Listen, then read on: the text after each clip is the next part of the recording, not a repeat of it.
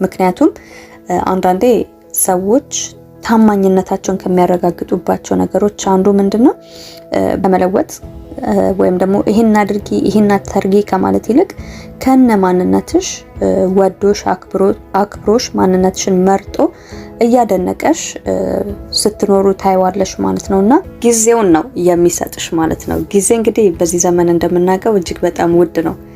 ጊዜዎቻችንን የሚሻሙብን የራሳችን የግል ፕሮግራሞቻችን ቢኖሩም ግን ከነኛው ሁሉ ቆጥቦ ላንቺ ጊዜውን የሚሰጥሽ ከሆነ በጣም እድለኛ ነሽ ማለት ነው። ምክንያቱም አንድ ወንድ ልጅ ምንም ያህል ስራ ቢበዛበት ምንም ያህል ጊዜውን የሚሻሙበት ነገሮችን ቢኖር አንቺን ግን ከልቡ እንዳነገሰሽ የምታውቂው ላንቺ የሚሆን ጊዜ አመቻችቶ ላንቺ ጊዜ ይሰጥሻል ማለት ነውና የምታገኙ በአጠቃላይ ብቻ ጊዜ የሚሰጥሽ ከሆነ እድለኛ ነሽ፣ ይወድሻል ማለት ነው።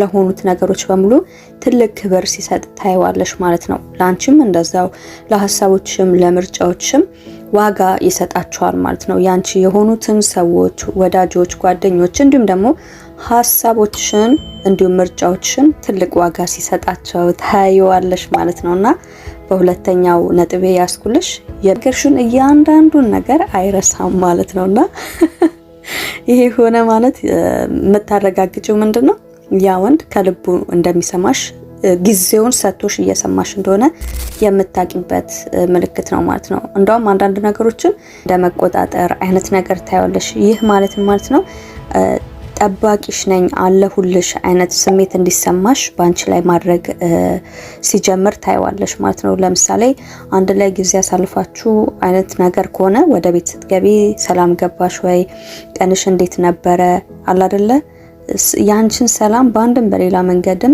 ሲያረጋግጥ ታይዋለሽ ማለት ነውና በየትኛውም ሁኔታ ችግር ገጥሞሽ ከሆነ ወይም አንቺን የሚያሳስቡሽ ነገር ካለ ያንን ነገር ጠይቆሽ ፊክስ ለማድረግ ሲጥር ታይዋለሽ ማለት ነውና ፕላኖቹን እኔ ሳይሆን እኛ የሚል አይነት ነገር ከሰማሽ ከልቡ እንደወደደሽና ለነገ ማርቆ እያሰበሽ እንደሆነ የምታቂበት ምልክት ነው ማለት ነው። ሌላኛውና አምስተኛው ነጥቤ ደግሞ ምንድነው መርጦሽ ካንቺ ጋር እንደተጓዘ የምታቂበት ምልክት ነው ማለት ነውና ከነ ሁሉ ነገርሽ ይቀበልሻል ማለት ነው።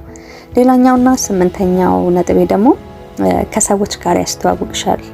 ይሄኛው ትልቁ ምልክት ነው። ወንድ ልጅ ከልቡ እንደወደደሽ የምታቂበት ለኔ ከሚላቸው ለቤተሰቦች ይሆናል ባንቺ ባለው የፍቅር ግንኙነት